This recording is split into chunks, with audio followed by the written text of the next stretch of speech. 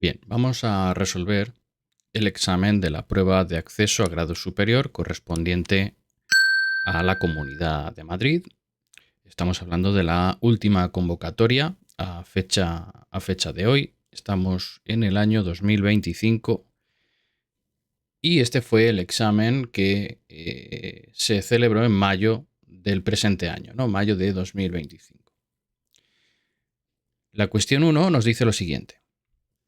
Hemos guardado en una hucha las monedas de 50, 20 y 10 céntimos que nos han dado durante una semana. El domingo las contamos y vemos que hay 45 monedas que suponen un total de 14 euros. Además, observamos que la suma del número de monedas de 50 y de 10 céntimos es el doble que el número de monedas de 20 céntimos. Bueno, pues nos dicen en dos apartados, plantee un sistema de ecuaciones y luego calcular el número de monedas. Es un problema que ya mientras lo estamos leyendo e interpretando, pues tenemos que saber que es un sistema de ecuaciones, ¿no? Generalmente lo que yo recomiendo en estos casos es ir a la pregunta final o a las preguntas finales. ¿Por qué? Porque yo voy a realizar una asignación. Generalmente va a ser X y Z, van a ser las variables que voy a utilizar, dado que en los últimos años preguntan sobre sistemas de 3 ecuaciones con 3 incógnitas. Lo que yo tengo que tener claro es cada una de estas incógnitas qué magnitud representa, ¿vale? Yo sé que X va a tener que estar ligado a algo, pero tengo que tener claro qué es lo que representa en cuanto a magnitud. Y eso me lo suele decir la pregunta del final, ¿no? Si me está diciendo calcule el número de monedas de cada valor, yo sé que X tiene que ser número de monedas, Y número de monedas y Z número de monedas. Entonces es número de monedas. Y ahora son 3 tipos, de 50, de 20 y de 10. ¿Vale? ¿Por qué digo esto? Porque es muy, muy importante luego ser consistentes en nuestras ecuaciones y que haya coherencia, ¿vale? Cuando yo ponga algo con X, con Y, con Z igual a algo, todo tiene que ser consistente en cuanto a las unidades, ¿no? Bien, en este ejercicio había una pequeña trampa que es la siguiente, ¿no? Nos hablan de 50, 20 y 10 céntimos, ¿vale? Si nosotros vamos a utilizar euros, una cantidad como 14 euros en algún momento, claro, el error más común es hablar de número de monedas de 50 céntimos como 50x, ¿vale? Con los nervios se nos puede ir este planteamiento. Aquí el truco está en pensar que 50 céntimos son 0,50 euros, 0,5 euros, ¿no? Bueno, vamos no obstante a plantear o a identificar dónde están pues en el texto las ecuaciones que queremos obtener. Si me dicen que tenemos pues monedas de 50, 20 y 10 céntimos, ¿vale? Muy importante, céntimos, que nos han dado durante una semana. El domingo las contamos y vemos que hay 45 monedas que suponen un total de 14 euros. Bueno, esto es sencillo, en tanto que en cuanto a número, podemos decir pues el número de monedas de 50 más el número de monedas de 20 más el número de monedas de 10. Eso lo que hacen es un total de 14 euros. ¿Vale? Fijaros que si yo lo que hago es poner aquí un 14, ¿por qué digo que es importante lo de las unidades? Porque esto estaría mal.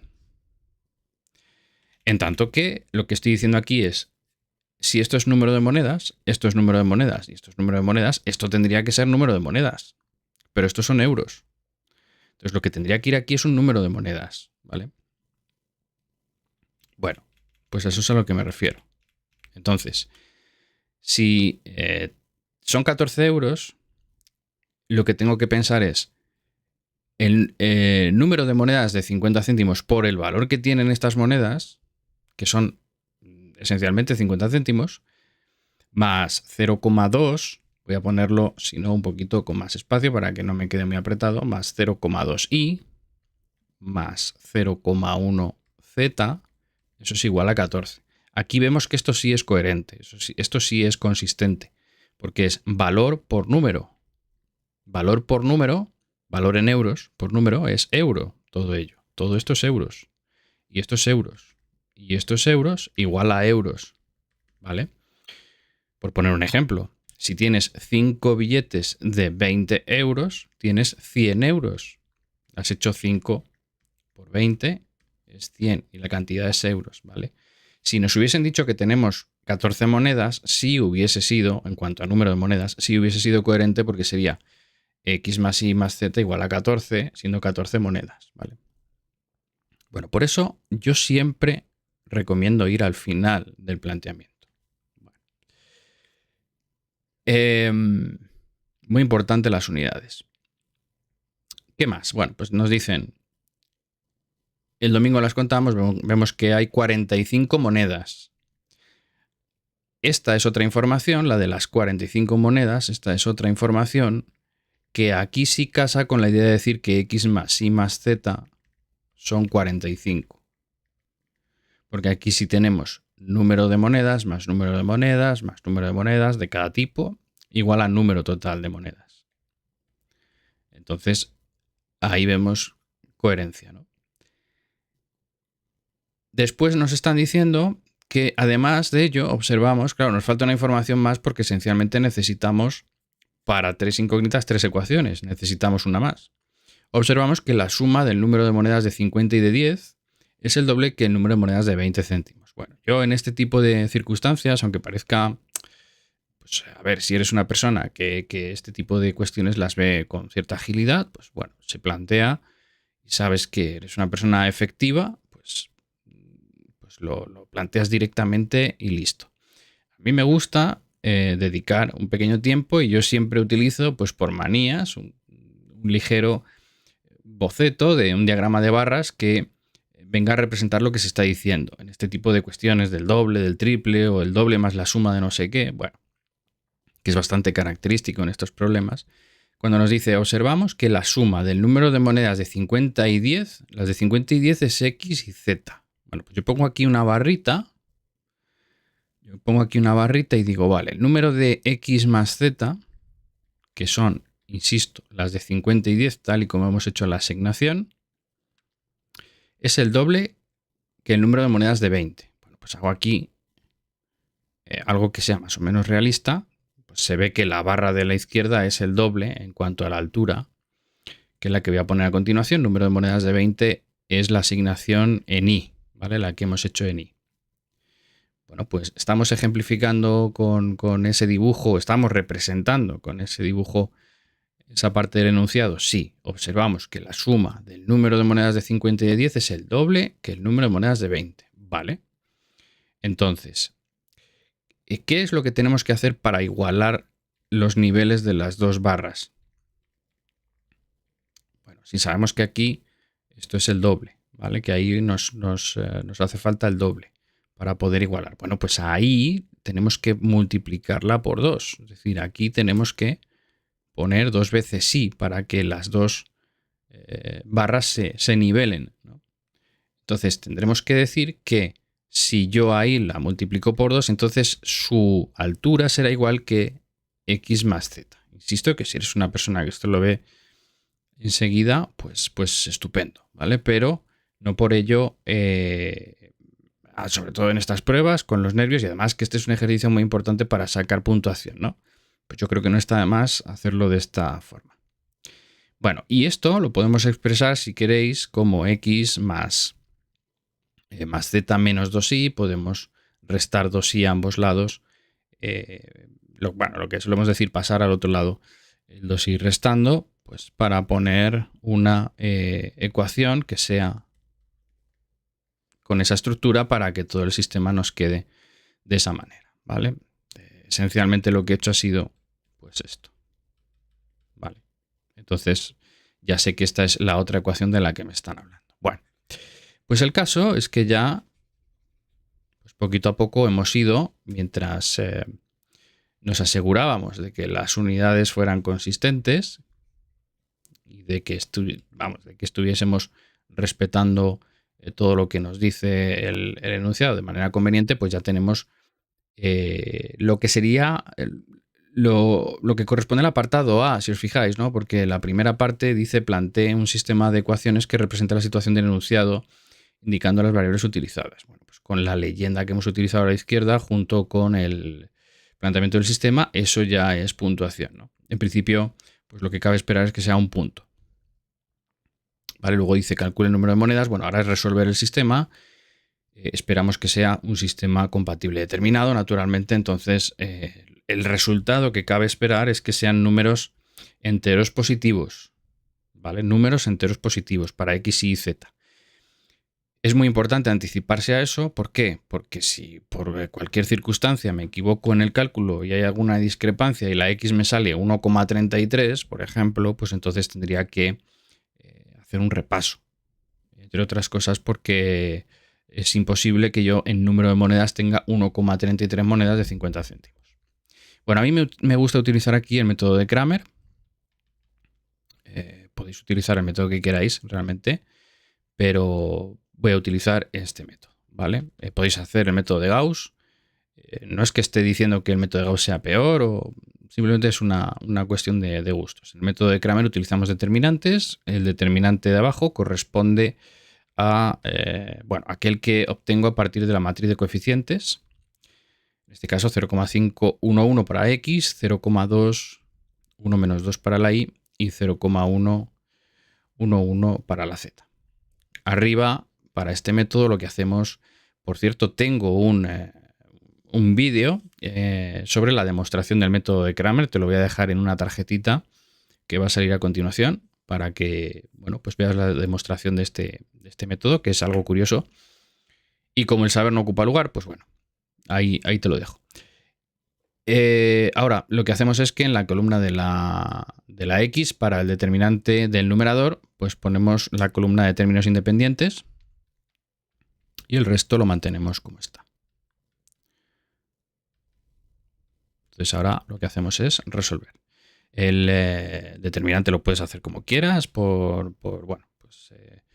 la regla de Sarrus es la que vamos a utilizar, pero ya sabéis que hay diferentes técnicas. Aquí siempre digo que la que os resulte más útil y más infalible, por así decirlo. Bien, pues obtengo 24 entre 1,2, 24 entre 1,2, que es 20, ¿vale? 20.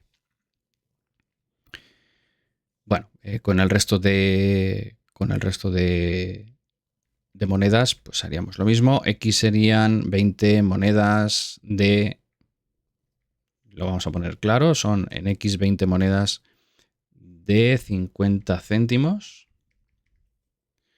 Vale, y ahora seguimos resolviendo, ¿no? Vamos a ir poniendo aquí, pues para la Y tendríamos abajo sigue siendo 1,2, es el mismo determinante. Para la Y lo que va a cambiar es que en la columna que corresponde a lo que es la Y, en el determinante del numerador, lo que hago es poner la columna de términos independientes. 14,450, 0,111. Y vamos a ver qué es lo que sale. Bueno, pues sale 18 y entonces tendríamos 18 entre 1,2, eso es 15.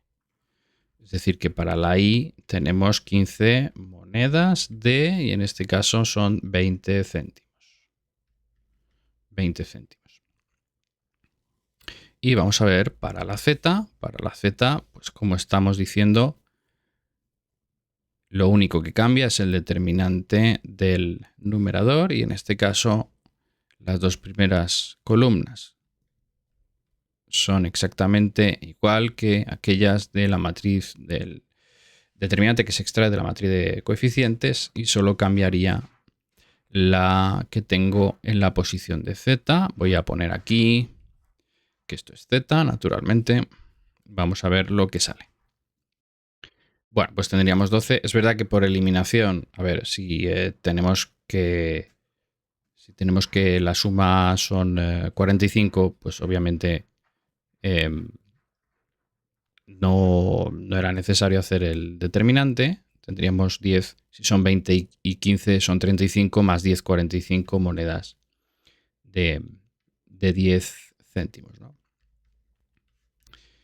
Bueno, pues este sería el primer ejercicio. Es un ejercicio de 2 puntos y ejercicio sencillo. Realmente, si habéis hecho varios sistemas de este tipo, pero con la trampa de los 20, 10 de los 50, 20 y 10 céntimos, ¿no? Es habitual en este caso quizá, pues por los nervios, introducir este tipo de ecuaciones. Entonces, claro, si habéis puesto este tipo de ecuaciones, o esta ecuación en concreto, pues el ejercicio no os habrá salido. Pero bueno, son cuestiones perfectamente entendibles, ¿verdad? Por los nervios y bueno, cuestiones que hay que tener en cuenta, pero en esencia no fue un ejercicio difícil como tal, ¿no? Da rabia cometer estos errores, pero bueno. Bien, pues vamos a resolver el siguiente ejercicio. Bueno, pues en cuanto al ejercicio número 2, la cuestión número 2, aquí nos plantean un ejercicio de análisis y nos dicen, dada la función real de variable real, pues x al cubo menos 3x al cuadrado más 5, dice determine sus intervalos de crecimiento y decrecimiento. Bueno, pues aquí en el primer apartado lo que se nos pide es hacer uso de una de las aplicaciones de la derivada, ¿verdad? Bueno, hay que recordar que, por poner un poquito en contexto, esa función que es así de tipo x al cubo menos 3x al cuadrado más 5 es una función que tiene este tipo de trayectoria. Recordemos que la derivada lo que hace es, como la derivada de una función en un punto representa la pendiente de la recta tangente a la función en dicho punto, es decir, si esta es la función f de x y este es el punto x igual a a, si yo hago f' de a, el valor es una pendiente que lo que me dice es el valor de la pendiente de la recta tangente ahí en a. Si esta fuese la recta mx más n, pues esta m coincide con esta m. El valor de la derivada de la función en dicho punto me da el valor de la pendiente de la recta tangente a la función en dicho punto. Cuando yo hago los intervalos de crecimiento y decrecimiento, yo sé que la función es creciente cuando el signo de la primera derivada es positivo. ¿Por qué? Porque si la función crece, esa pendiente de esa recta tangente es positiva. ¿Vale? Lo que es el valor, lo que es el signo de la primera derivada, siempre me va a dar positivo en aquellas zonas donde la función es creciente. Mientras que si yo lo que hago es hacer la primera derivada en una zona donde la función es decreciente, el signo de esa pendiente me va a salir negativa.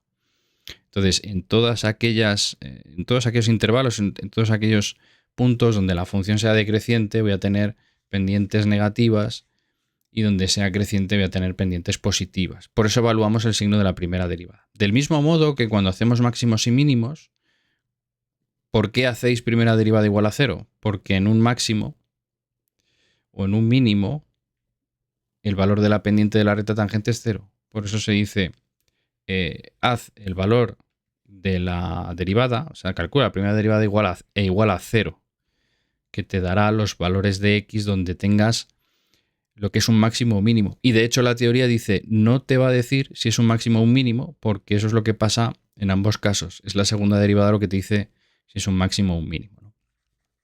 Bueno, por poner un poquito en contexto, aunque el vídeo trata de la resolución de la prueba, pero también para comentar el porqué de las cosas, ¿no? Por qué vamos a hacer lo que vamos a hacer, ¿no? Lo que tenemos que hacer también es el dominio de la función. El dominio de la función son todos los números reales porque tenemos un polinomio, básicamente. Y de hecho se puede justificar así. El dominio de esa función son todos los números reales porque es un polinomio. Si aquí no hubiese valores incluidos en el dominio de definición, los tendríamos que anotar, ¿vale?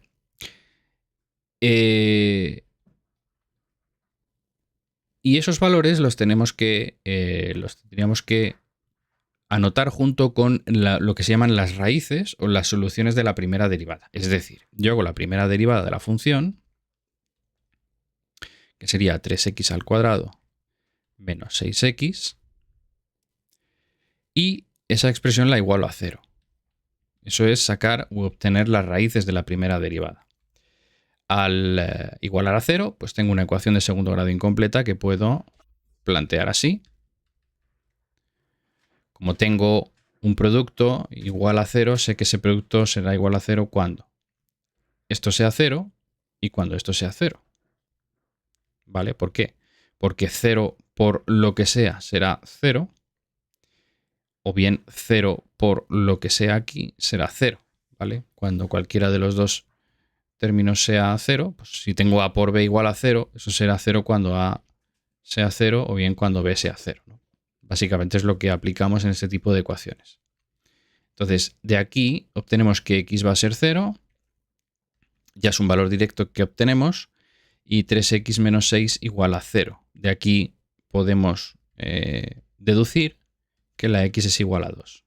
Entonces, lo que decimos es que para ver el crecimiento, para ver ese signo de la primera derivada, lo vamos a hacer por intervalos, y esos intervalos los confeccionamos obteniendo los valores que no entran en el dominio de definición. En este caso no ha habido ninguno porque el dominio son todos los reales. Las raíces de la primera derivada, que hemos obtenido 0 y 2, y ordenando esos valores de forma ascendente de menos infinito a infinito.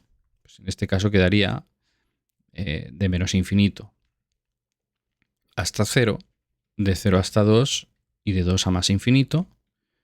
Y en una sencilla tabla, pues evaluar el signo de la primera derivada, ¿vale? En esos intervalos. El signo de la primera derivada, que es el signo de esta expresión, ¿no? Bueno, pues valores que utilizo en esos intervalos, pues de menos infinito a 0 el menos 1, por ejemplo, de 0 a 2 el 1 y de 2 a infinito, pues el 3, el 4, el 10, por comodidad a veces es muy útil también. Entonces, menos 1. Pues, ¿qué pasa si nosotros hacemos 3 por menos 1 al cuadrado menos 6 por menos 1? Pues que aquí tendríamos 3 más 6. 3 más 6 es positivo. Solo nos importa el signo, ¿no? Sabemos que para ese valor escogido es 9, pero solo nos interesa el signo. Entonces, en este caso, la función es creciente. De 0 a 2 hacemos lo mismo. Si sustituimos por el 1, es decir, si hacemos f' de 1, es lo que estamos haciendo, sería 3 por 1 al cuadrado, 3 por 1 al cuadrado, 3, menos 6 por 1, menos 6, 3 menos 6 es menos 3, negativo decreciente. Y para el 10, pues, bueno, pues es obvio que ahí vamos a tener un signo positivo. Con el 10 es bastante visible que tendríamos 300, porque es 3 por 10 al cuadrado, que es 100, 3 por 100, 300, menos 6 por 10, pues evidentemente queda positivo. Entonces los intervalos de crecimiento y decrecimiento son esos de ahí. Voy a incluir un dibujo de la función, aunque no es necesario hacer el dibujo de la función, pero para que se pueda ver efectivamente la situación gráfica de la función y la coherencia de lo que hemos obtenido. Bien, pues como podéis ver, he utilizado GeoGebra para efectuar la representación gráfica de la función, y vemos que esto es lo que nos ha devuelto el programa. Naturalmente, con los conocimientos que tenemos en la asignatura, podríamos hacer la representación perfectamente, pero no es el objetivo y no es necesario en este ejercicio. Esto lo pongo yo simplemente para respaldar y para que se vea pues eso, la consistencia, la coherencia de los cálculos obtenidos. Pero esto no es necesario hacerlo en el examen. Bueno, nos había salido creciente desde menos infinito hasta 0, pues efectivamente, veis que aquí, en toda esta parte, la función crece. Luego desde 0 hasta 2, que es esta otra parte, la función aquí decrece. Y después de 2 hacia infinito, la función es totalmente creciente. ¿Vale? Pues esto es lo que hace la función, y efectivamente los cálculos son coherentes con la representación gráfica. O sea que está hecho de manera correcta. ¿Vale? No era una función tampoco muy complicada. Así que, bueno, pues pasaríamos ahora al apartado B. En el apartado B nos dicen calcule el área de la región limitada por la gráfica f de x, el eje de abscisas y las rectas x igual a 1 y x igual a 3. Bueno, pues si habéis preparado la asignatura, sabéis que este apartado trata de resolver una integral definida mediante la regla de Barrow, ¿no? Nos están diciendo que utilizando, digamos que las rectas x igual a 1 y x igual a 3, que son estas rectas verticales, pues como definen un área bajo la curva, que es esta, pues que digamos el valor de ese área. Ahí realmente lo que hacemos es la integral directamente desde 1 a 3 de la función x al cubo menos 3x al cuadrado más 5 diferencial de x. ¿Vale? Ejercicio sencillo porque realmente se trata de hacer la integral de un polinomio y las integrales pues, de los polinomios son bastante sencillas, ¿no? Cuando tenemos x al cubo, la integral es x cuarta partido de 4, la integral de menos 3x al cuadrado es menos 3x al cubo partido de 3, este 3 se va a cancelar, y luego al tener más 5, la integral de una constante, como estamos integrando respecto de x, pues es más 5x. Esa constante seguido de la variable con respecto a la que integramos. Bueno, si esto fuese una integral indefinida, aquí agregaríamos una constante, como lo que estamos haciendo, pues es aplicarla, o lo que vamos a hacer es aplicar la regla de Barrow, que es integral desde a hasta b de una función f de x diferencial de x, esto es f de b menos f de a. Cada integral tendría su constante, ¿vale? Pero como se está restando, pues no aparece ninguna constante. De hecho, el resultado es un número que representa el área. Entonces, esto lo vamos a delimitar entre 1 y 3, y como hacíamos esta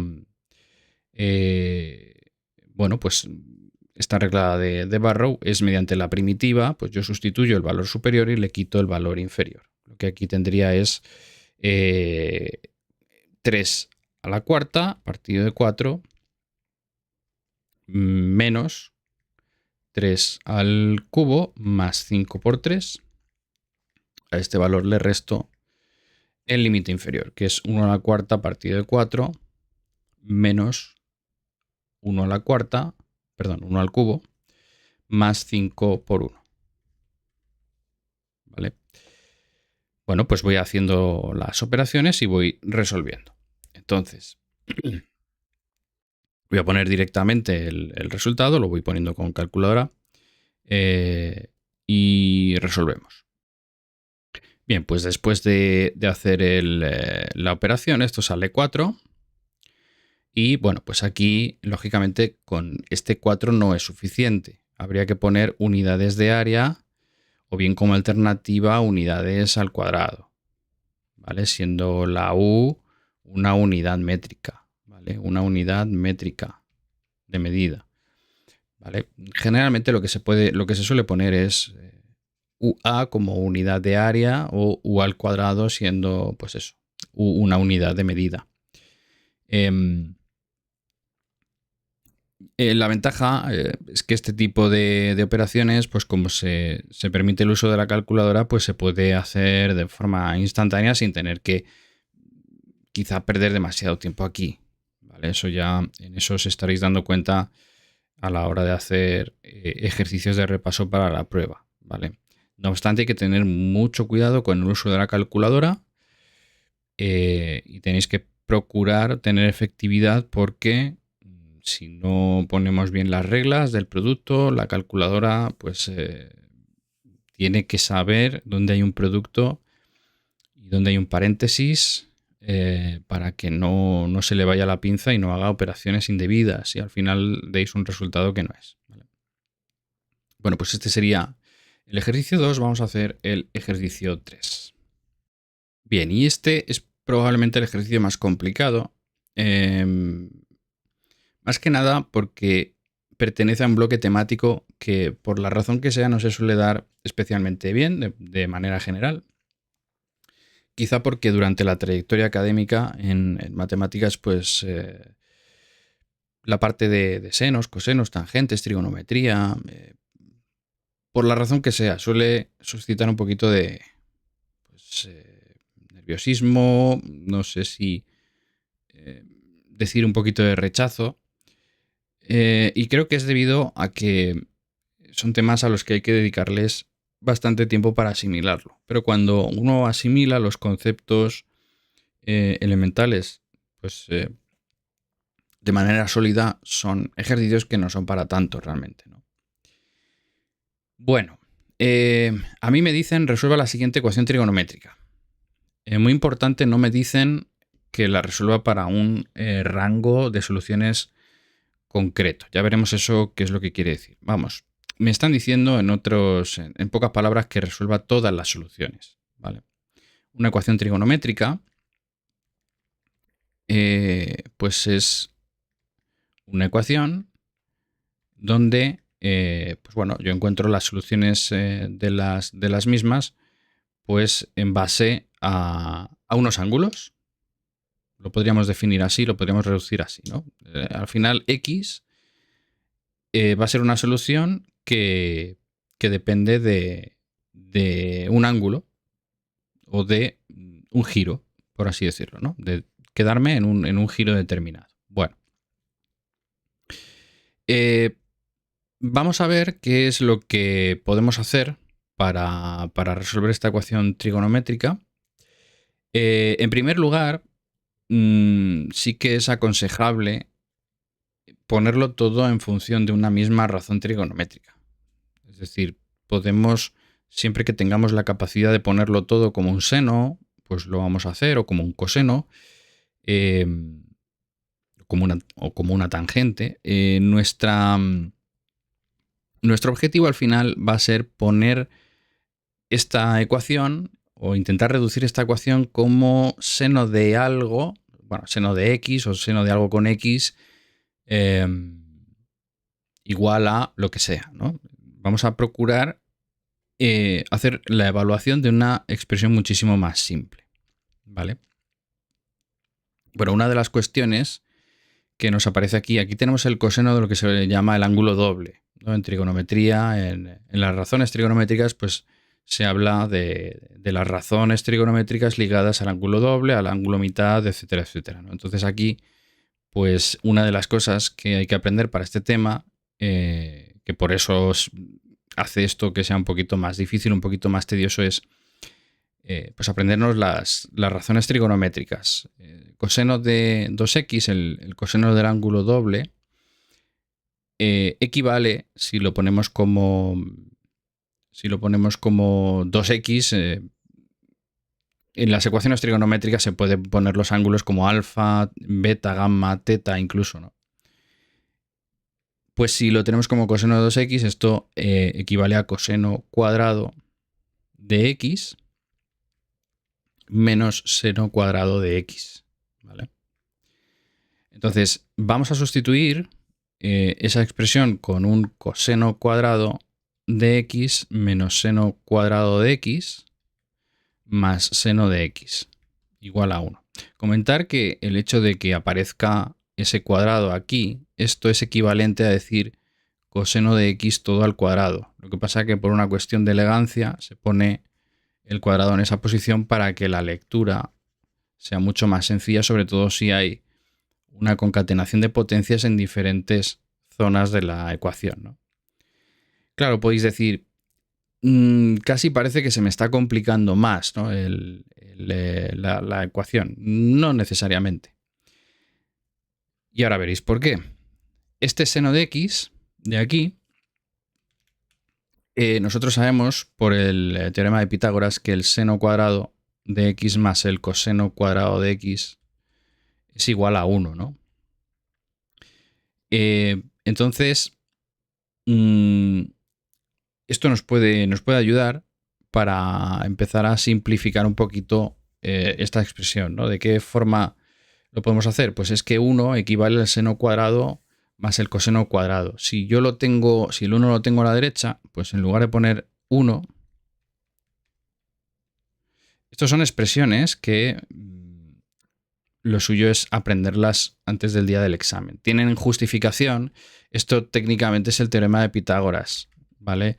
El propósito de este vídeo no es hacer la explicación de esa expresión, pero todo tiene que ver con la circunferencia goniométrica, que es una circunferencia de radio 1, que está centrada aquí. Entonces, si yo tengo aquí un ángulo y la proyección en el eje X es el coseno y la proyección en el eje Y es el seno, pues este cateto al cuadrado más este cateto al cuadrado, la suma de los dos catetos al cuadrado es igual a hipotenusa al cuadrado, que al ser 1 es 1 al cuadrado, por eso es seno cuadrado más coseno cuadrado igual a 1. Pero bueno, al final no me he podido resistir a decirlo, pero es que tampoco es el objetivo de este vídeo. La idea es que estas expresiones las aprendéis para el examen para poder aplicarlas, ¿vale? Bueno, entonces decía que lo que vamos a hacer es este 1 lo vamos a poner como seno cuadrado de x más coseno cuadrado de x. Veis que a pesar de que esto se nos esté alargando ya, este coseno cuadrado que aparece a la izquierda y a la derecha lo puedo cancelar, ¿vale? Puedo mover uno al lado del otro y lo que puedo hacer es, pues pasando un coseno restando, pues cancelarlo con el otro. Y bueno, ya aquí si os fijáis, pues lo que tenemos es una expresión con diferentes senos. Entonces, si nosotros lo que tenemos es menos seno cuadrado de x más seno de x igual a seno cuadrado de x, pues se puedo, pues no sé, pasar sumando el menos seno cuadrado de la izquierda a la derecha. Tendría seno de x es igual al seno cuadrado de x más seno cuadrado de x. Entonces aquí es seno de x igual a 2 veces el seno cuadrado de x, ¿vale? Esto es lo que tendría aquí. Lo puedo poner todo en un mismo lado, incluso también si quiero. De hecho, de aquí lo que podría decir es que 0 es igual a 2 veces el seno cuadrado de x menos seno de x. Vamos, que al final la expresión que puedo evaluar es, yo tengo 2 seno cuadrado de x menos seno de x es igual a 0. Y esta es la ventaja, que yo ahora todo lo tengo como un seno de x, ¿no? Aunque tenga ahí este al cuadrado, pero lo tengo todo como un seno de x.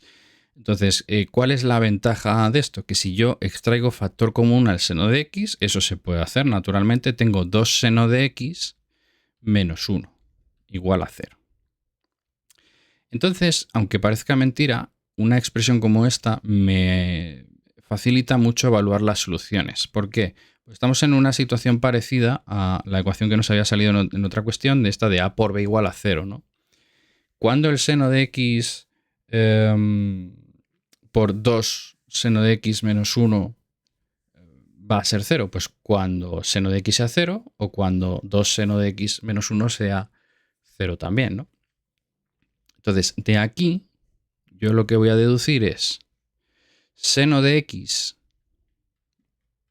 va a ser 0, 2 seno de x menos 1 va a ser 0, y esto para satisfacer las soluciones de la ecuación impuesta, ¿no? Bueno, y ahora diríamos, ¿el seno de x cuándo va a ser 0? Pues para eso tenemos que saber nociones básicas de la trigonometría, de las razones trigonométricas, ¿no? Aquí, bueno, mis circunferencias veis que son espectaculares, ¿no?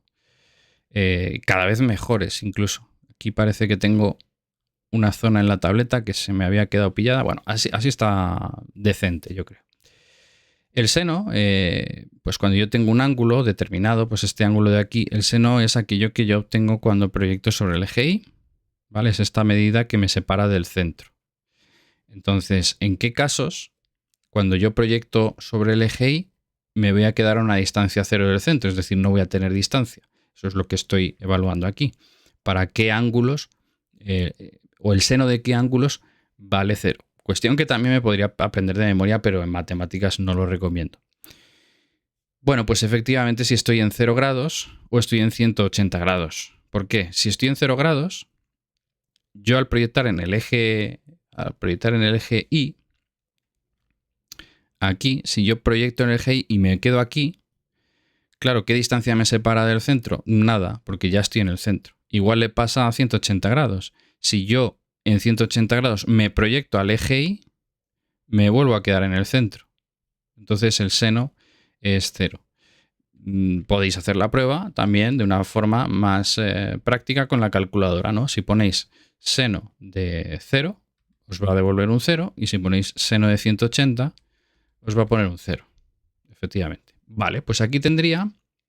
Es verdad que yo utilizaría como solución las soluciones en radianes, que ya sabéis que,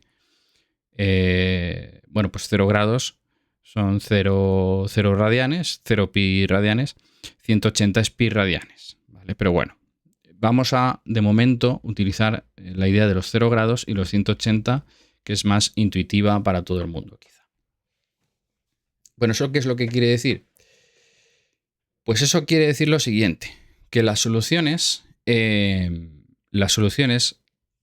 cuanto a esa primera propuesta, en cuanto a esta primera expresión, son 0 grados y todas las vueltas que yo doy. Es decir, serían 0 grados, 360, 720, porque este punto de aquí, claro, me devuelve un seno de 0 para lo que hemos dicho, para 0 grados, pero también si doy una vuelta completa son 360. En 360 también el seno vale 0. Si doy otra vuelta son 720. Y claro, esta es la parte que más incomoda como estudiante, es decir, que tengo que poner todo eso, tengo que poner las infinitas soluciones, porque son infinitas vueltas las que puedo dar. Sí, pues efectivamente. Pero bueno, vamos a dejar la idea de que son 0 grados y 180 grados y todas las vueltas. Vale. Hay otra alternativa, ¿de acuerdo? Hay otra alternativa, que es decir, como me vale 0 grados y 180 grados, puedo decir 0 grados y una media vuelta, y otra media vuelta, y otra media vuelta, y otra media vuelta, y otra media vuelta, ¿vale? Que es lo suyo, ¿vale? Darlo como solución sería eso. Es decir, en lugar de poner 0 y 180, no ponemos 180, decimos 0 más 180 grados en todas las vueltas, ¿vale? Entonces, ¿eso cómo se pone? Pues se pone como 180 grados por k vueltas, ¿vale? O por n vueltas, ¿vale? Entonces podemos decir que son 0 grados. Con respecto a esa propuesta, de hecho lo voy a poner por aquí, va a ser... Voy a ponerlo aquí con lenguaje natural, más medias vueltas. Y ahora voy a poner aquí las soluciones. X será 0 grados, más las medias vueltas son 180 grados por k vueltas. Siendo k, pues ninguna vuelta, o más menos una vuelta, o más menos 2 vueltas, o más menos 3 vueltas. Es decir, una vuelta en sentido horario o en sentido antihorario. Eso es lo que quiere decir el más menos. ¿De acuerdo? Yo lo sé, que este es un tema delicado, es un tema pero es que es el tema al que más tiempo hay que dedicarle, porque es un tema que se tiene que ver en múltiples cursos, no es un tema que se suele ver en poco tiempo, ¿vale? Esto requiere trabajo dentro de lo que es el itinerario académico, pues ya no solo de algún que otro mes en una evaluación, sino de varios cursos, ¿vale? Entonces yo entiendo que es incómodo, pero bueno, al final el objetivo del vídeo es dar con las soluciones del ejercicio. En esa primera propuesta que estamos resolviendo aquí, tenemos que, yo lo daría como este 0 no hace nada, el 180 yo lo pondría como pi, y la solución sería pi vueltas o k pi vueltas. K pi vueltas. Y lo pondríamos en lenguaje matemático, que es para todos los valores de k pertenecientes o podríamos decir a los números enteros, ¿vale? O podríamos decir que k siendo k igual a 0 más menos 1 más menos 2. Hay diferentes formas de ponerlo. Quizá a mí me gusta más la de números enteros, ¿vale? Siendo k números enteros para las vueltas. Entonces son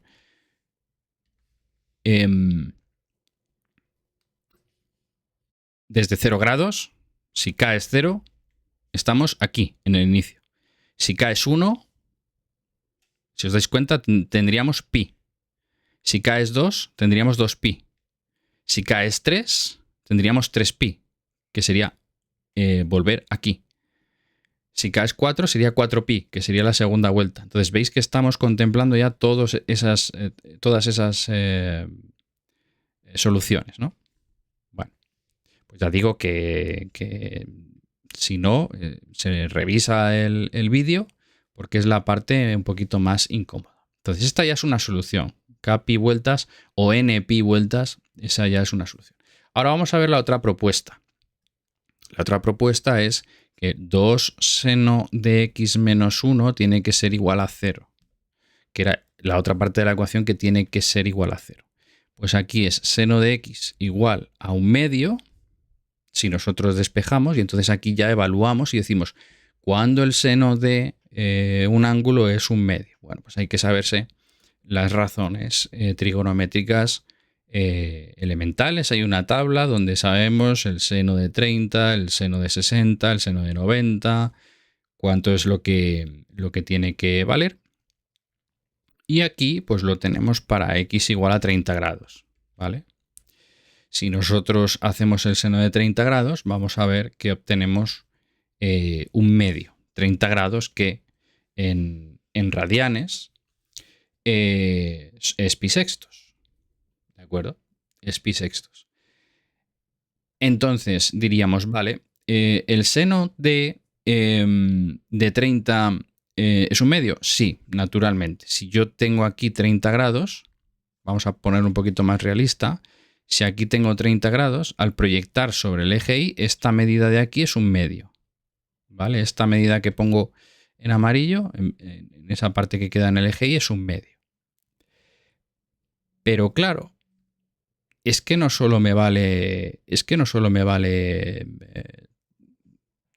30 grados, pi sextos, para 1/2. Me valdría también un ángulo que contempla toda esta parte y que al proyectar sobre el eje Y me da también esa altura.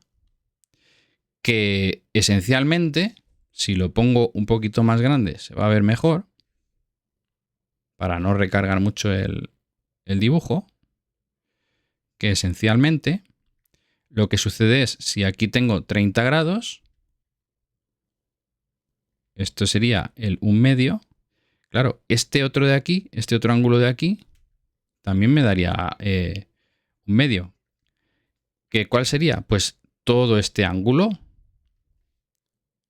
¿Y todo este ángulo cuál es? Pues 180 menos 30. 180 menos 30 es 150. Pues también me valdría 150 grados.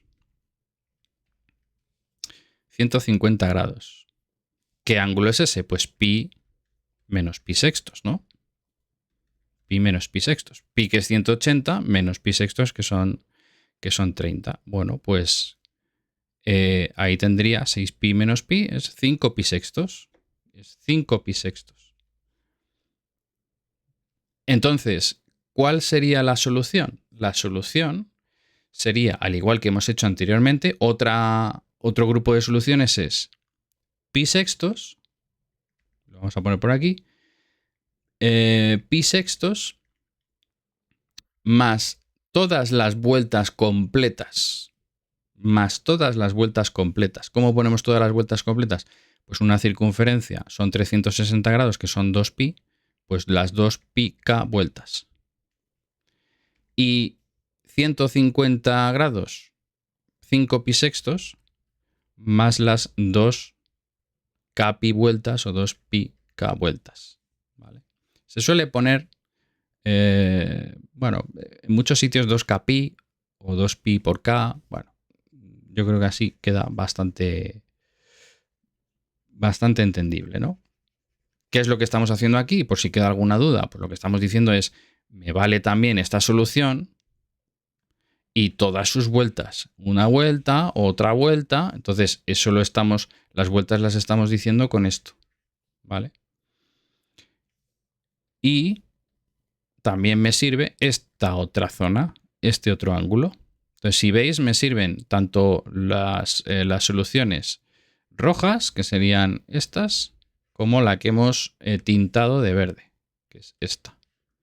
¿Vale? Pues esas son las soluciones, entendiendo que K pertenece a los números enteros. Es decir, que K son 0 más menos 1 más menos 2, indicando el número de vueltas. ¿Vale? Yo sé que este tema es complicado. Yo sé que este tema es el más tedioso de estudiar. Pero bueno, como digo, el propósito del vídeo es ver las soluciones de este ejercicio. Os recomiendo mucho que yo lo hago para verificar siempre, porque todos podemos cometer errores, que utilicéis una página que se llama Wolfram Alpha, que está, pues es gratuita y se pueden poner las ecuaciones para ver si es correcto. Os voy a dar un pantallazo para que veáis que lo que hemos hecho es correcto. Bueno, pues aquí tenéis el pantallazo del que os hablaba. Yo generalmente siempre por verificar, pues porque muchas veces hay ecuaciones pues bastante largas y a veces se nos pueden ir algunas consideraciones. Nosotros ingresamos aquí la ecuación que queremos resolver, en este caso una ecuación trigonométrica, ¿vale? La página es Wolfram Alpha, no sé si se verá ahora. Wolfram Alpha, ya digo, gratuita, se puede ver la versión web o incluso hay aplicación móvil. Y al ponerle la ecuación, pues aquí me saca las soluciones. Como veis, están todas las que hemos contemplado. Aquí, en lugar de utilizar la K para las vueltas, utiliza la N. Esta es la primera que hemos obtenido, pues pi por n, que es nuestra pi por k. Esta de aquí, o k por pi vueltas. Ya digo que el orden da igual. N pi por n, k por pi por k, da lo mismo.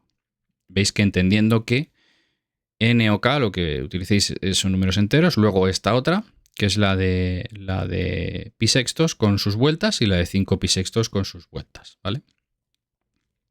Bueno, pues este ha sido el desarrollo del primer apartado de la cuestión 3, yo creo que la más incómoda, quizá la opción más viable o más inteligente para puntuar al máximo es ese apartado, dejarlo el último.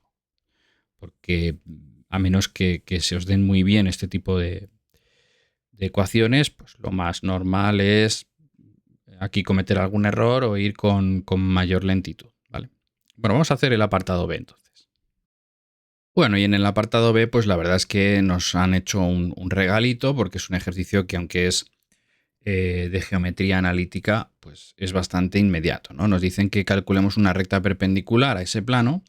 Por definición, si nosotros tenemos un plano dado de esta forma, lo que sabemos es, por la teoría, como digo, por definición, es que los coeficientes que multiplican a x y z representan un vector normal al plano, ¿vale? Es decir, un vector perpendicular al plano. El vector 1 menos 2, 1, ya sé que es un vector perpendicular al plano. Por lo tanto, pues es un vector que puedo utilizar para mi recta, porque como mi recta es perpendicular a ese plano, pues directamente lo puedo utilizar, ¿no? Y luego me dicen que la recta pasa por el punto P, que es 1, 2, 0. Pues es, ya digo, un regalo. ¿Por qué? Porque mi recta, no me dicen ahí la recta R, estaría bien que le hubiesen dado un nombre para que hubiese consenso. Vamos a llamarla R. Pues directamente la puedo dar en forma paramétrica, es decir, que se podría poner directamente de forma paramétrica indicando punto y vector, ¿no? ¿Cómo lo hacemos? Pues recordad que esto sigue la siguiente estructura. En el caso de la paramétrica, en una ecuación de la recta paramétrica, lo que se hace es identificar para cada variable pues qué punto y qué componente, ¿vale? de del vector asociado a cada variable le corresponde, ¿no? En X, pues si el punto por el que pasa la recta es el 1, 2, 0, pues ahí lo tengo determinado, ¿no? Y lo que diferencia el punto del vector es que el vector aparece multiplicado por el parámetro lambda, ¿vale? Entonces ahí veo que simplemente con darla de esta forma paramétrica es suficiente. Ya sé que el vector, como decíamos, 1 menos 2, 1 es vector perpendicular. Aquí aparece reflejado para esa recta perpendicular al plano y con este punto. O sea, era inmediato realmente. Podríamos utilizar la ecuación paramétrica. Sin mayor complicación. También lo podía haber puesto de forma vectorial, por cierto. Podríamos haber dicho pues, que la recta, pues, en forma vectorial, en forma de vector, por poner otra alternativa. Si queréis, pues se puede poner una solución válida, también hubiese sido esta. Mientras no digan nada de que quieren un tipo en concreto, pues este es otro tipo, ¿no? De recta. O incluso si la quiero en forma continua, ¿verdad? En forma continua, os acordáis que la recta pues se puede poner como x menos 1, arriba lo que es correspondiente al punto y abajo lo que corresponde al vector, ¿no? 1 menos 2, 1. Pues esta es en forma continua, ¿no? Pues ya veis, continua, paramétrica y vectorial, por ejemplo. O sea que cualquiera de las tres formas hubiese sido válida y hubieseis tenido la puntuación correcta, perfecta en ese apartado, ¿vale? Pues bueno, una de cal y una de arena. En este ejercicio el primer apartado, pues eso, más complicadete, y el segundo más sencillo. Vamos con el cuarto ejercicio. Bien, pues en esta cuestión nos dice, en una empresa de desarrollo de aplicaciones, el número de gamers es el mismo que el de programadores informáticos y cada uno de ellos es el doble que el de técnicos en diseño. El 80% de los gamers sufren lesiones oculares, también el 60% de los programadores. Bueno, parece que lo que estamos viendo es, pues, de manera bastante evidente que hay tres categorías. Si nos vamos a las preguntas, cuando nos dice calcula la probabilidad de que una persona de esta empresa sufra lesiones oculares, y luego, sabiendo que un trabajador elegido al azar, si habéis hecho muchos ejercicios de probabilidad, este es el clásico ejercicio en el que, mediante un diagrama de árbol, hacemos en un apartado el cálculo de una probabilidad por el teorema de la probabilidad total, y el siguiente es el teorema de Bayes, ¿vale? Tiene toda la pinta y además pues así es como lo vamos a orientar. La parte más, no sé si decir difícil, o la parte que puede hacer que nos detengamos un poquito más en evaluar el planteamiento del ejercicio, es cuando nos habla de que el número de gamers es el mismo número que el de programadores y cada uno de ellos es el doble de técnicos de diseño. Bueno, más que nada para la ponderación de las ramas, pero vais a ver que es más sencillo de lo que parece. Vamos a hacer tres categorías. Vamos a empezar por lo que son gamers, programadores y técnicos, ¿no? Y luego cada uno tendrá problemas oculares o no los tendrá. Entonces, esta va a ser la interpretación, yo creo, más inteligente a la hora de hacer el ejercicio. Está claro que, si os dais cuenta, los problemas oculares es lo que queda más claro, porque nos dan de manera explícita el dato. El 80% de los gamers sufre lesiones oculares. Aquí vemos que para los gamers esto es un 0,8 y lógicamente, por lógica, el complementario es 0,2 para que haga el 100%, el 0,60, 0,40 y el 0,30 de los técnicos tiene problemas oculares. Mucho cuidado, porque recuerdo en un examen de la EBAU que resolví en el centro donde doy clase, resolví un ejercicio de EBAU donde hablaban de tres categorías y luego, cuando daban los datos, intercambiaban las categorías para que la gente se diese cuenta, vamos, para evaluar que la gente lee y que no lo escribe todo de manera mecánica. Es decir, que a lo mejor aquí me pueden hablar primero del el 80% de los técnicos, ¿no? Antes de los gamers. Entonces también, cuidado, no os dejéis guiar por la inercia porque podéis a veces tener también ahí una desgracia. Bueno, pues hemos puesto los datos que nos dan de manera explícita. Bueno, ahora, ¿qué es lo que sucede con la primera categoría? Pues es muy sencillo. Nos están diciendo que aquí hay una cantidad, aquí hay la misma cantidad y que ambas representan el doble de esta cantidad. Pues si no sabéis ponderar las probabilidades, poneros un ejemplo, ¿no? Imaginad que aquí tenéis 50. Pues aquí también tendríais que tener 50 y aquí tendríais que tener 25 personas. ¿Cómo se evalúa la probabilidad? Pues dividiendo entre el total, ¿no? En el caso que he puesto yo aquí, esto es 125, 125, 125. ¿Vale? Esto es un ejemplo, esto no lo pongáis en el examen, es simplemente para que sea un ejemplo que os sirva para ponderar las ramas, ¿no? Si os fijáis, aquí sería 0,40, aquí 0,40 y en el último pues nos debería quedar el 0,20, ¿no? Si utilizáis otro ejemplo os va a salir igual. Imaginad que tenéis en gamers 100, en programadores 100 y el otro es 50, ¿vale? Pues si en la primera ponderación, que es 100 entre 250, también os sale 0,4. ¿Vale? O sea que con un ejemplo podéis, digamos que deducir cuáles son las ponderaciones que van en las tres primeras categorías. Pues es 0,4, 0,4, 0,2, ¿vale? Bueno, pues entonces, ya sabiendo esto, si es 0,4, 0,4, 0,2, 0,4, 0,4, 0,2. Pues ahora ya podemos ir resolviendo, ¿no? En el primer apartado lo que nos dice es calcula la probabilidad de que una persona de esta empresa sufra lesiones oculares. Me piden la probabilidad de O, tal y como yo la he puesto. Probabilidad de O es probabilidad de sufrir lesiones oculares. Bueno, pues lo que sucede aquí es que me están pidiendo, como yo sé que me sirven varias ramas diferentes, pues eso es un síntoma inequívoco de que tengo que utilizar el teorema de la probabilidad total, ¿vale? ¿Y qué es eso? Pues utilizar varias ramas dentro de un mismo diagrama de árbol, ¿no? Podéis poner directamente 0,4 por 0,8 más 0,4 por 0,6 más 0,2 por 0,3, sí.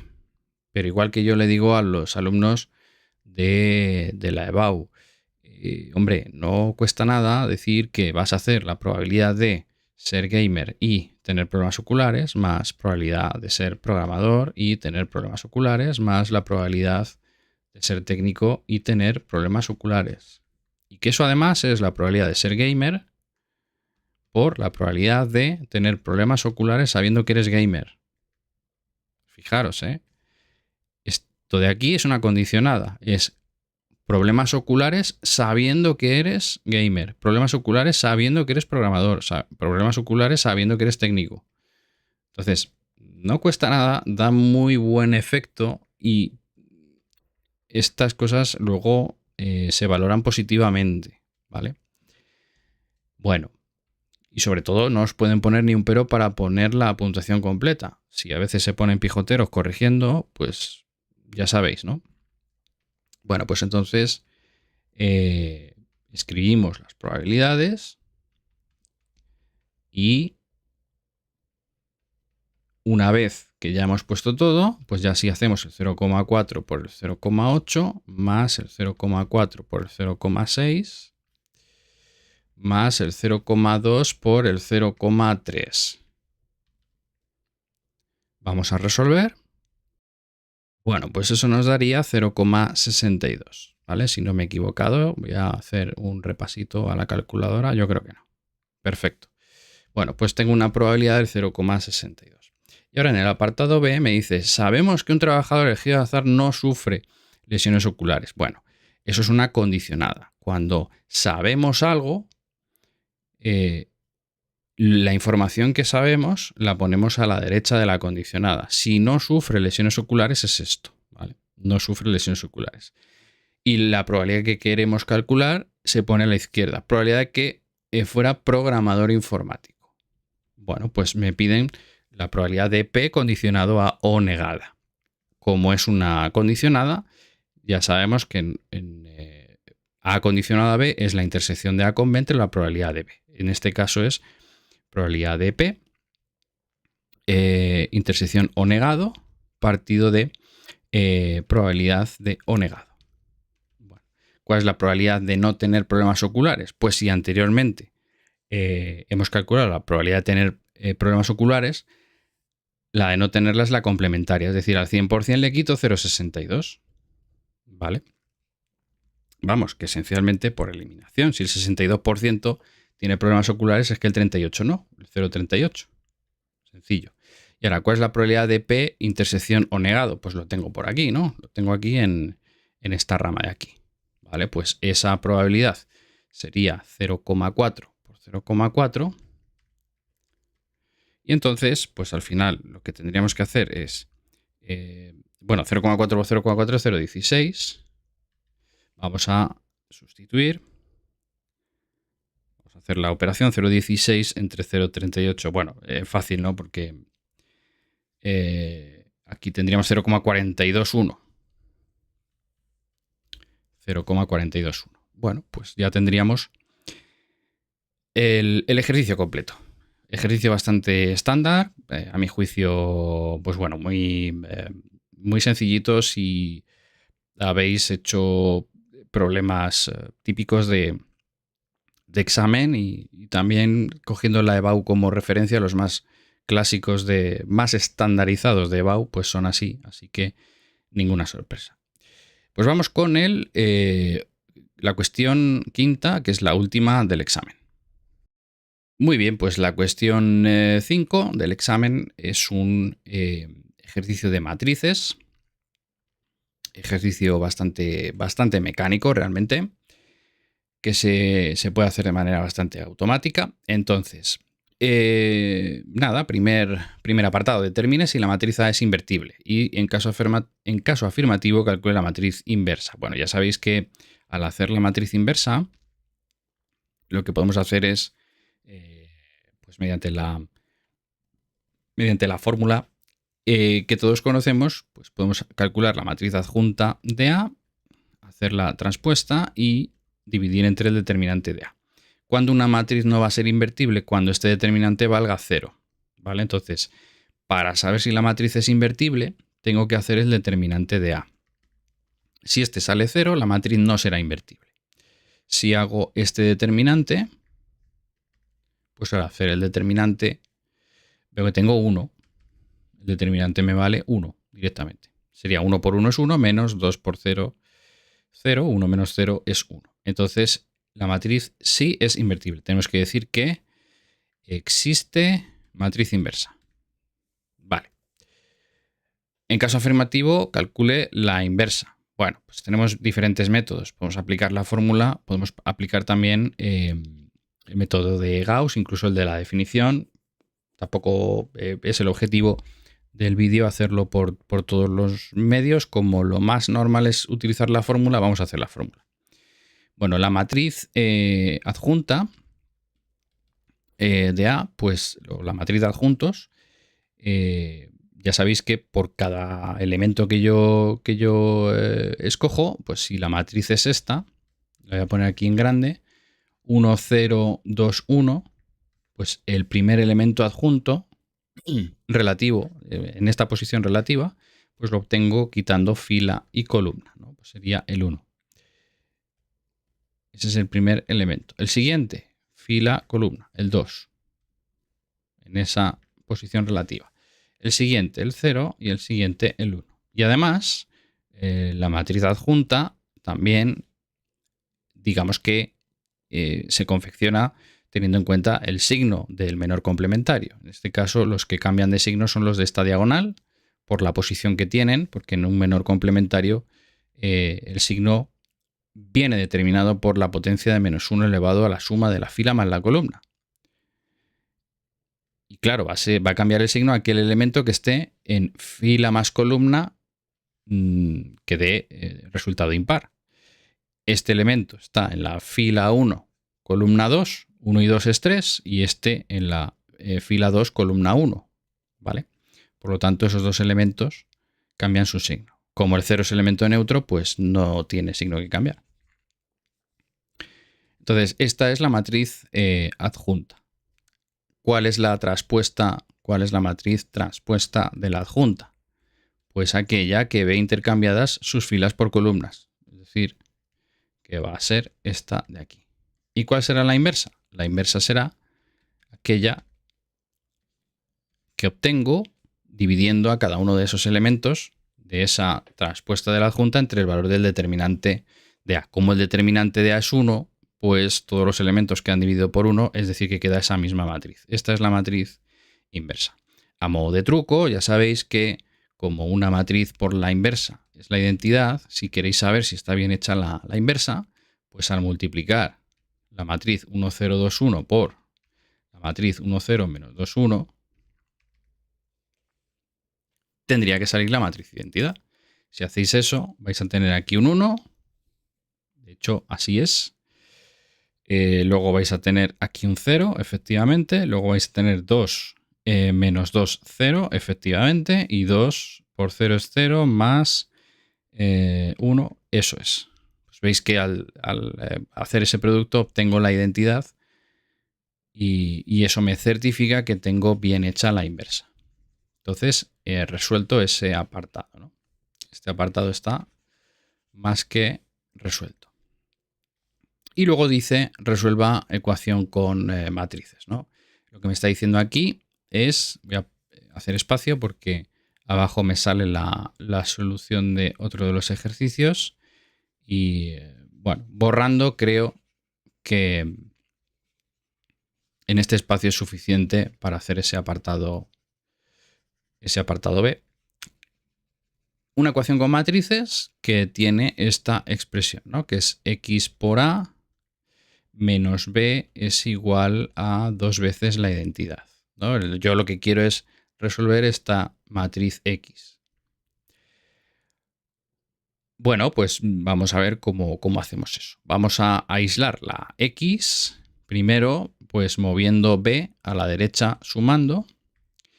Y ahora lo que yo busco es deshacerme de esta a. Claro, en una ecuación tradicional yo me plantearía el hecho de poder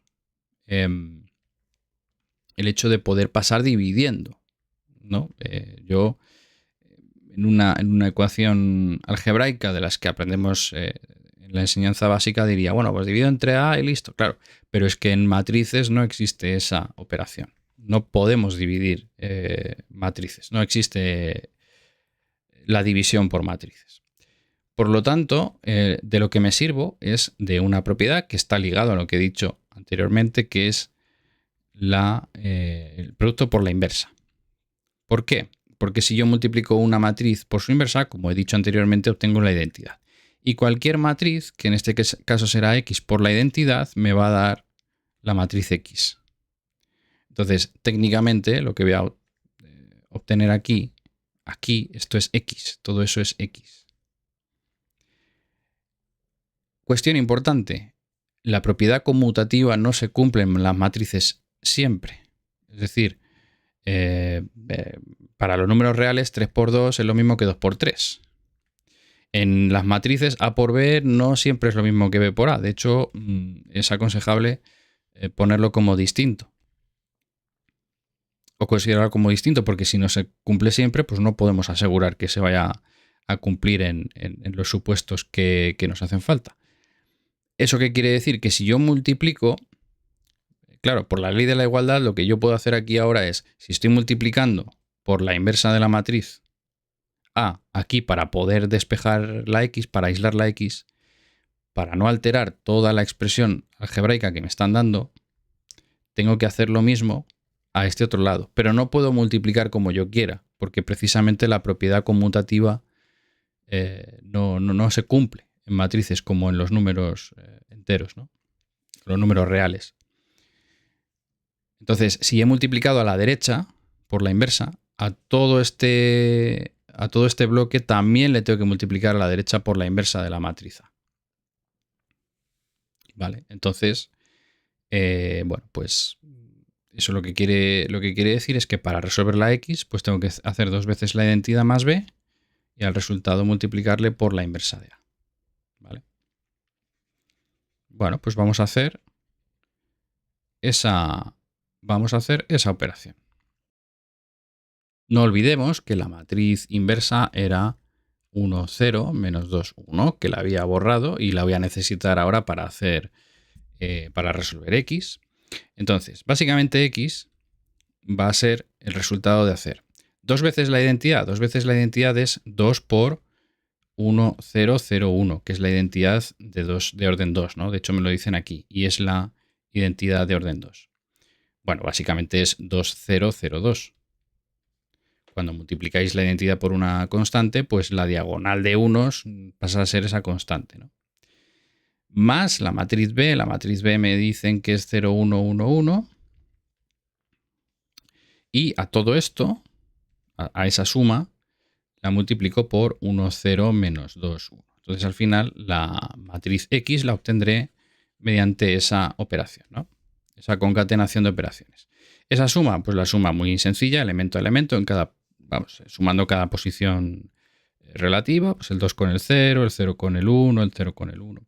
2 y 0 es 2, 0 y 1 es 1, 0 y 1 es 1, 2 y 1 es 3. Pues este producto es el que me va a dar la solución.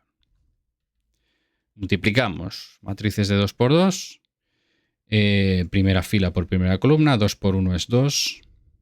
Vamos a tener 2 por 1 es 2, más menos 1 por menos 2 es menos 2. 2 por 1 es 2, más 1 por menos 2 es menos 2. 2 por 0 es 0, más 1 por 1 es 1. 2 por 0 es 0, más... Bueno, lo dejo indicado para que se vea bien la operación, pero se puede poner directamente. Y 1 por 1 es 1, más 3 por menos 2 es menos 6, y 1 por 0 es 0, más 3 por 1 es 3, es decir, que tendría 0, 1, menos 5, 3. Y esa sería la solución del apartado E. Bueno, pues hasta aquí la resolución de la prueba de acceso a grado superior de la convocatoria de Madrid, la publicada en mayo del 2025